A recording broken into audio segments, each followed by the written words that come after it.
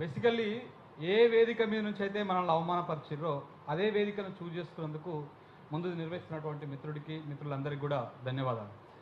ముఖ్యమంత్రి గారు అవమానపరిచింది తెలంగాణ జర్నలిస్టులని. ఇక్కడ మనం ఒకటి చాలా క్లియర్గా అర్థం చేసుకోవాలి. తెలంగాణ జర్నలిస్టులను అవమానపరిచింది. ఎందుకంటే ఆయనకి ఇవాళ ఆంధ్రజ్యోతి ఇక్కడికి మన సోషల్ మీడియా వాళ్ళు తప్ప, డిజిటల్ మీడియా వాళ్ళు తప్ప శాటిలైట్ ఛానల్ ఎవరు రారు కూడా. సో కాబట్టి ఆయనకి ఇప్పుడు ఏబిఎన్ కావాలి, టీవీ5 కావాలి, మహాన్యూస్ కావాలి, ఈటీవీ కావాలి, ప్రధాన పత్రికలు కావాలి, ప్రధాన ఛానళ్ళు కావాలి.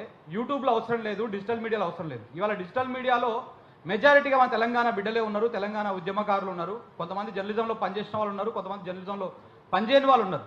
కానీ వాళ్ళని అవమానపరిచేటువంటి విధంగా ఇవాళ వారు మాట్లాడడం జరిగింది. నేను ఎక్కువ టైం తీసుకోను.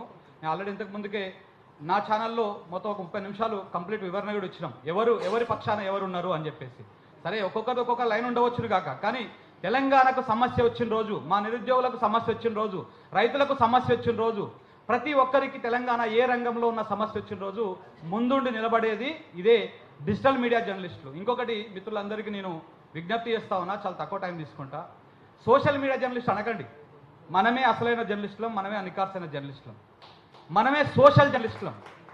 ప్రజల సమస్యలు చూపించే వాళ్ళే జర్నలిస్టులు, ప్రజల సమస్యలు చూపించని వాళ్ళు జర్నలిస్టులు కాదు.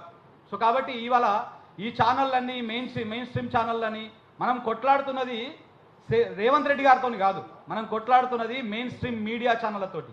ఆ మెయిన్ స్ట్రీమ్ మీడియా ఎవరి గుప్పిట్లో ఉందో, ఎవరు దాన్ని ఆధిపత్యంతో చలాయిస్తూ ఉన్నారో వారే ఇవాళ రేవంత్ రెడ్డి గారు నోటి వెంట ఆ మాటలు మాట్లాడిస్తూ ఉన్నారు. రేవంత్ రెడ్డి గారు కూడా మన తెలంగాణ బిడ్డనే, కానీ ఎవరి చేతిలో బందీ అయిపోయారో మనం గమనించాల్సినటువంటి అవసరం ఉన్నది. ప్రతి ఒక్కరము ఇవాళ యూట్యూబ్ ఛానల్ని ఎగతాళి చేసి మీ ట్యూబులు మీ గొట్టాలని చెప్పేసి మాట్లాడినటువంటి వాళ్ళందరికీ కూడా తప్పకుండా సమాధానం చెప్పేటువంటి రోజు వస్తుంది. మనమేమి యుద్ధాలు చేయొద్దు, మనమేమి అది చేయొద్దు, బయటికి వెళ్ళి ఏం చేయాల్సిన అవసరం లేదు. ప్రజా సమస్యలని, సమస్య ఎక్కడుంటే అక్కడికి వెళ్ళి, నాకు తోచింది నేను నారాయణపేటకు పోయినామన్నా, ఇంకో మిత్రుడికి వస్తుంది, ఇంకొక దగ్గరికి వస్తుంది. సమస్య ఎక్కడుంటే అక్కడికి వండి ఆ సమస్యని మనం తీసుకొచ్చి ప్రజలకు చూపిస్తే ప్రజలే వచ్చే ఎన్నికల్లో వాళ్ళకు బుద్ధి చెప్తారు. ఇవాళ రేవంత్ రెడ్డి గారు కావచ్చు, రేపు ఇంకొక పార్టీ కావచ్చు, ఇంకొక పార్టీ కావచ్చు, గతంలో ఉన్నటువంటి పార్టీలు కూడా చాలా మంది జర్నలిస్టుల మిత్రుల మీద ఇబ్బందులకు గురి చేశారు. ఇప్పుడు వాళ్ళు అదే ఇబ్బంది చేస్తూ ఉన్నారు. రేపు వచ్చేటువంటి పార్టీలు కూడా ఇబ్బందులకు గురి చేయవన్నటువంటి నమ్మకం కూడా ఏమీ లేదు. ఈ ఐక్యత ఎలాగైతే ఒక్క పిలుపుతోటి అందరం వచ్చినామో అలాగే ఇంతే ఐక్యతతోటి అందరూ కూడా మున్ముందు కూడా రావాలి.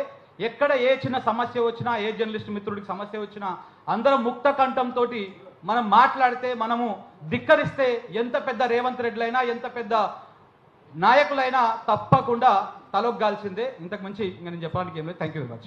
థ్యాంక్ యూ అన్న. సో ఇప్పుడు